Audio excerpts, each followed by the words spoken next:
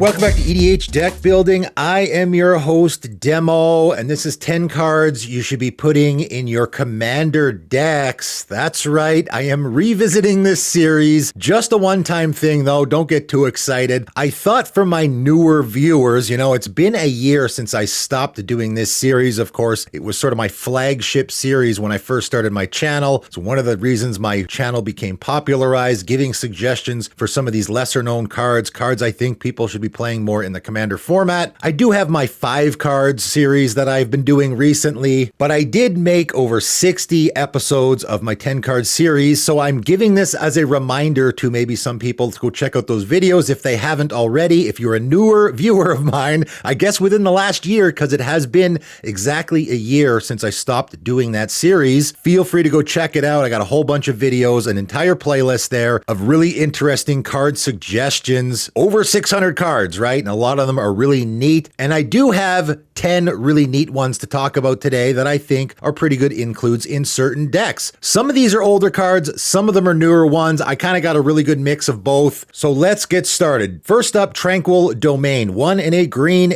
instant. Destroy all non-aura enchantments. Really, this card sees no play in the format at all. 139 decks on EDH Rec, which essentially means it's not being played at all. I'm sure a lot of people have never even seen this card, and I think this can be really good in certain situations. Now, first of all, 2 mana instant speed to destroy all the global enchantments, which of course is what the card says. They used to use the term global enchantment. They don't anymore. Obviously, those Smothering Tides, those Rhystic Studies, right? The cards that just say enchantments and are not auras is what this is going to hit. And of course, in the commander format, that's going to be most of the really powerful ones, right? Like the 2 I just mentioned. Some of the most powerful cards in the entire format are global enchantments, and 2 mana instant speed, get those off the table, is pretty darn good, I think. But even more to the point, if you're in a deck where you're doing auras, I think this is an extra good fit. I want to get around destroying my own auras. I just want to get those Smothering Tides and Rhystic Studies and whatnot off the table without hurting myself. As I say all the time,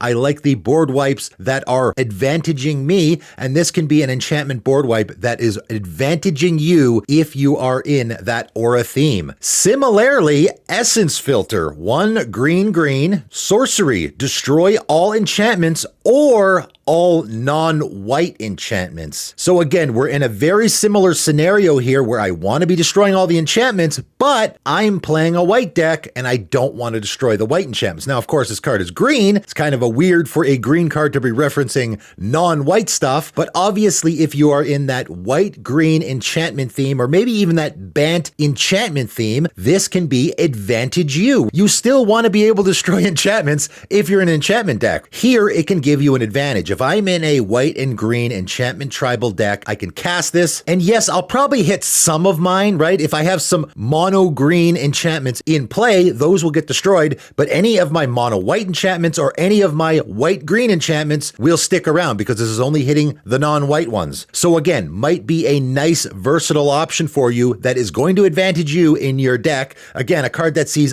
practically no play in the commander format at all, and I think it could fit nicely into some decks. Next up, a brand new card, Into the Fire. 2 in a red, sorcery. Choose 1. Into the Fire deals 2 damage to each creature, planeswalker, and battle, or put any number of cards from your hand onto the bottom of your library, then draw that many cards +1. I love removal. I love versatile removal, and this is versatile removal in a way that it's removing more than one thing, but also it's doing more than one thing, right? This is going to hit those creatures, the planeswalkers, and the battles, which, usually it's going to be the creatures you're going to be hitting this with, but you can use it on the planeswalkers in the battles as well if you really want to. But also, you have the option to put any number of cards from your hand on the bottom of your library and draw that many +1, which is pretty fantastic. Valakut Awakening is a card that a whole lot of people play in their commander decks. It's in over 100,000 commander decks. It is a great card. It does very much the same thing. It's instant speed, which is okay. I don't think that's a huge advantage on a card that's doing this specific thing, right? There's certain things that you want to be doing in a commander game that you really want at instant speed, like your removal. Putting cards on the bottom of your library and then drawing that many cards is not something that I desperately need to do at instant speed, so I think the fact that that part of it is sorcerer speed is okay. Obviously, Valakut Awakening is also an MDFC, which makes it very easy to slot into a lot of decks.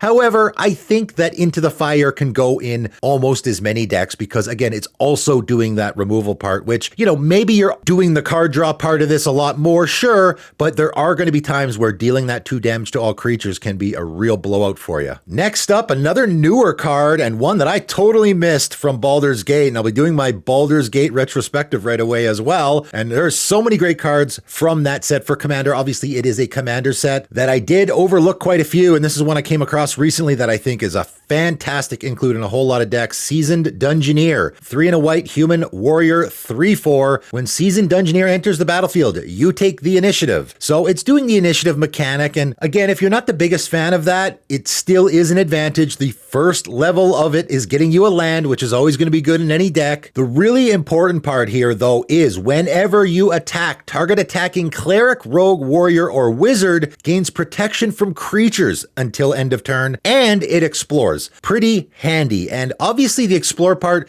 is nice. You can use it. I don't think you're going to build around that a ton, especially in a white deck. However, the part that you really want this for in a certain deck is that attacking cleric, rogue, warrior, or wizard gaining protection from creatures. And of course, as I just talked about in my rules protection video, it's going to mean that your creature can't be blocked. That's the really important part here. If I have a commander that is one of those creature types, cleric, rogue, warrior, or wizard, and I'm in white, and I want to be attacking with it, this is a slam dunk in your deck. It is a very easy way to make your commander unblockable, right? This is just whenever you attack. It's just attacking trigger. Your Seasoned Dungeoneer doesn't have to attack at all. It can just sit there. This card can sit on the battlefield and make it so that your commander is unblockable every time you attack with it, which is really, really fantastic in a lot of decks, I think. Next up at number 5, Binding the Old Gods. 2, black and a green. Enchantment Saga. Chapter 1, destroy target non-land permanent and opponent controls. And if we read nothing else on this card, I think that's pretty good. Just 4 mana, I destroy any non-land permanent is pretty darn decent. And whenever I'm throwing those black and green decks together, I very often go to this one. I would say it's not the best removal option in black and green, obviously. Golgari Colors does have a lot of great options here, but it's doing more stuff, right? Chapter 2, search your library for a forest card. Put it onto the battlefield, tap, then shuffle your library. And of course, in particular, it's saying forest card here, which is doing that nature's lore type of scenario where it's getting an actual forest, which means we can go get, say for example, our overgrown tomb, put that directly into play because that is a forest. And I really think this is a card that could get played a lot in decks with a whole lot of colors. Like even in a 5-color deck, I think this is a pretty decent fit because of course the destroying a non-land permanent is always usable, but going and getting a forest card means you can get a whole bunch of those triomes and put them directly into play, which in a 5-color deck is fantastic. Even in a 3 or 4-color deck, also really good. And then we also have Chapter 3, creatures you control gain death touch until end of turn, which of course, again, is probably really handy in a lot of different decks, but mostly those first two, right? Destroying a non-land permanent is always good, and then I go get to fetch a forest land is pretty fantastic as well. Next up, we got another removal spell, and yes, I do have a lot of removal on this list, coincidentally. Collective Effort, 1 white sorcery. Has escalate, tap an untapped creature you control. And for anyone who I guess hasn't been playing Magic for more than a few years, might not be familiar with this ability, what escalate means is I can pay the escalate cost for each mode I want to choose beyond the first. And of course, you can choose one or more. You can't choose a mode more than once.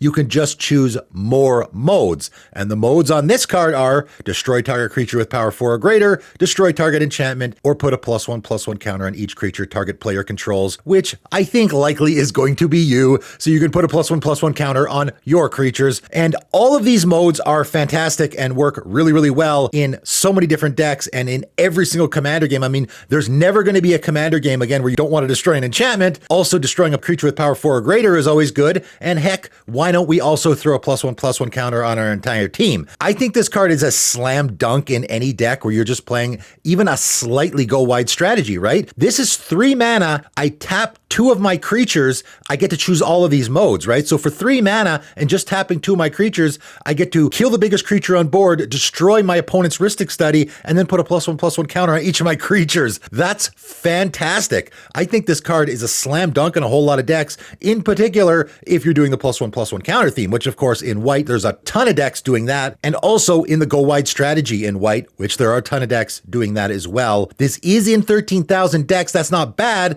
I think it definitely could could see more play though. Next up at number 7, a card that I just mentioned recently in a video again in my Ben Aki Hermit underwhelming commander deck, because I thought it was a neat fit there. Very niche card, but I think it is a really, really good fit in certain strategies. Volcano Hellion, 2 red, Hellion, 6/5. Volcano Hellion has Echo X, where X is your life total. So of course that part is really bad in the commander format. I'll just say there's a chance you do actually play the Echo cost here if you're in the specific scenario where I think this is actually pretty good because of the last ability. When Volcano Hellion enters the battlefield, it deals an amount of damage of your choice to you and target creature. The damage can't be prevented. So I will first say the very unique scenario where this might be good is if you can give it lifelink. I don't know if that's possible, especially in a red deck, but when this enters the battlefield, if you have some global effect that gives your creatures lifelink, it's going to deal damage to that creature. And here you can choose any number, right? You can choose the number equal to practically your entire life, and not only will you gain the life back that is dealt to you, so you're essentially wiping out that part, but you'll gain the life that you're dealing to that creature as well. So interesting fit there. Not sure if that's actually a possibility, but it does work. This also is not entirely terrible if you're coming to the end of a game and it's just you and one guy left. You can have this come into play, zap their best creature. Maybe your life total then gets zapped down to like 5 or 6.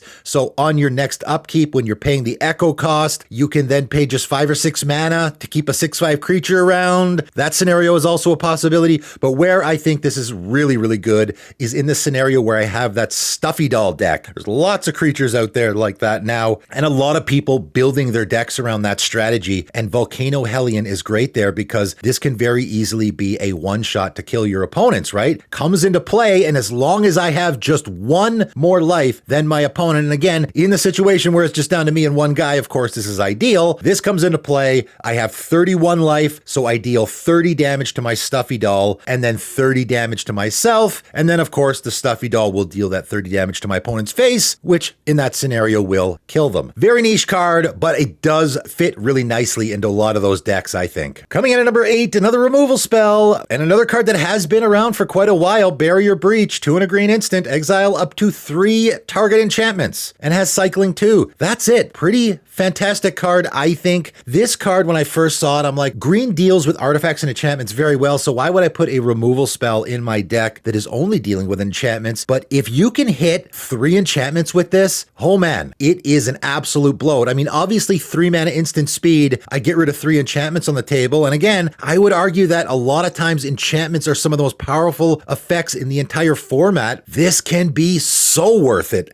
It does have the cycling too, but I would argue that is never going to happen. I've been playing this card since it first came out, and I have never cycled it. Why would I, right? There's always going to be enchantments around in a commander game that you can get rid of. So the cycling is nice, I guess, if you're in the situation where maybe your opponents don't have any good enchantments in play. I've never had that happen. And even if there is the situation where there's no enchantments in play currently that I want to get rid of, I'm just going to hang on to this because I know my opponents are eventually going to play it. Obviously, you can get up to 3 target enchantments, right? This is not like the Decimate situation where there has to be 3 enchantments in play in order for me to cast this. If my opponent just has a Rhystic Study and no other enchantments are in play, I can pay the 3 mana to exile the Rhystic Study, which for me is totally worth it. It's also exile, right? And a lot of times, especially if you're in that mono green deck, the exile can be really, really important. Someone's playing that Perforos deck or that Erebos, right? One of those indestructible gods that are really hard to get off the table, especially if you're playing a green deck. So this is a great option for it if you're looking for that. I think it's a fantastic card. Put it in your deck. I guarantee you every time you draw it, you'll be happy you did so. Coming in at number 9, another removal spell and another card that just came out recently in March of the Machines Commander, Excise the Imperfect, and a card that I kind of missed. Again, there was a lot to talk about from that set, so this card sort of flew under the radar for me, and I think it's a pretty fantastic removal spell. 1 white instant. Exile target non-land permanent. Its controller incubates X, where X is the mana value. So first of all, this is 3 mana instant speed, exile a non-land permanent, which puts it in the running with Anguished Unmaking, right? That's literally what Anguished Unmaking is doing. 3 mana instant speed, exile a non-land permanent. You lose 3 life, which of course in the commander format is nothing. That's why that card is so popular. Anguished Unmaking currently in 148,000 decks on EDH Rec is one of the most popular removal spells in the entire format. format, and excise the imperfect, of course, doing something very similar also is mono white, so it's gonna fit in a lot more decks. Now, of course, you're going to let your opponent incubate X, where X is the mana value of that card. And I think a lot of people might be put off of this card for that reason. However, I will just say, I don't think that's that big of a downside. Again, for me, Generous Gift, Beast Within, two of the best, maybe the best removal spells in the entire format are gonna give my opponent a 3/3 creature, and we're exiling here, which is better than destroy. And of course, they gotta pay the 2 to transform it, right? A lot of people aren't even gonna bother paying the 2 to transform that creature, I don't think. And yes, there is the situation where my opponent has a Blightsteel Colossus, and I gotta excise that, and then of course they're gonna incubate X, where X is its mana value, so they can flip over that incubator token and get a 12/12 creature. But guess what? That 12/12 creature is not gonna have trample, infect, or indestructible, so I'm pretty okay with that exchange, right? For me, I'm looking at this card and I'm thinking, okay, the exchange where I have to get that really big, powerful thing off the table, maybe an Avacyn, something like that, I'm okay with that. I'm okay with giving my opponent a big token creature with no abilities because I've gotten something off the table that is incredibly important for me to get off the table, right? I talk about this all the time. Recently in my Deck Doctor video that I did about how with my removal, I really want it to be versatile, because if I'm in that situation where it's absolutely going to ruin the game for me if I don't get that certain card off the table, what does it matter? I'm going to lose the game anyway if I can't get rid of it. So why not use a card like this that might give my opponent a giant token at the end of the day, but so what? At least I haven't lost the game. I think it's a pretty good removal spell in the Commander format. And lastly today, Shaw of Nar Isle from probably my favorite set of all time. And man, this is another hidden gem that me personally, I have not ever seen before. And I think it's a pretty neat include in a few decks. Again, a card that I'm sure a lot of people have never seen before. It's only currently in about 300 decks on EDH Rec, so it never sees any play whatsoever. And I think it can fit in some decks. 3 in a red, Efreet 6/6 has Trample and Echo 0. So again, with the Echo, but this time it's 0. We don't have to pay anything. However, when Shaw of Nar Isle's Echo cost is paid, each opponent may draw up to 3 cards. Again, a very unique, interesting, fun card from Future Sight. I love this set. I implore everyone to just go look at that set and find all the neat, interesting cards that might work in their deck or just are really interesting cards they might want to use in a Commander game. Now, of course, you're letting your opponent draw cards, right? Each opponent may draw up to 3 cards, but as we all know, there are decks that want our opponents to be drawing cards. We can use this in the Huggy theme. There are people that play, for example, those KNT decks, which are in the Huggy theme. You might want to stick them in there. But of course, we have those Nekusar decks that are also wanting our opponents to draw cards, those Xyrus, the Writhing Storm decks, again, that want our opponent to be drawing cards, where I think this is a pretty neat fit. And let's not forget, you're getting a 6/6 trample creature for 4 mana as well, right? So if you're in a deck where you're okay, at least, with your opponents drawing the cards, getting a 6/6 trample creature for 4 mana is pretty fantastic as well. So it can be double upside for you in a deck like that. Pretty interesting card, and I think it's a neat fit in some of those decks. That is it. That is all, though. 10 cards you should be putting in your Commander decks. I thought I would just do one more video, and again, sort of revitalize the series, give a little shout out to it,